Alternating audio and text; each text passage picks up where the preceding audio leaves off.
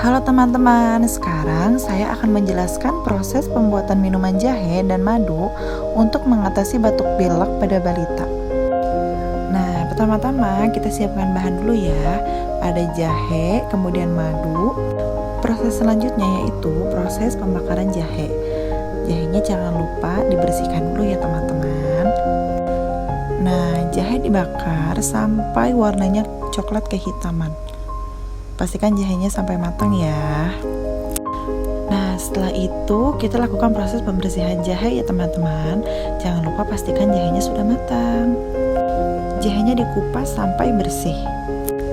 Jika jahe sudah bersih seperti ini, kita lakukan proses selanjutnya. Proses selanjutnya yaitu proses penumbukan jahe. Jahe ditumbuk, tidak sampai halus ya teman-teman. Nih, sampai seperti ini ya tumbukannya.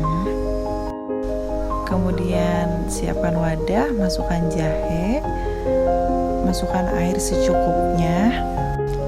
Kemudian nyalakan api dan tunggu rebusan jahe sampai airnya mendidih. Setelah itu, jika sudah matang, air jahe boleh dituangkan ke dalam gelas menggunakan saringan ya, agar tidak ada jaringan-jaringan jahe yang ikut terminum. Kemudian tuangkan madu 1 sendok makan untuk dicampurkan dengan jahe. Minuman jahe sudah siap diminum.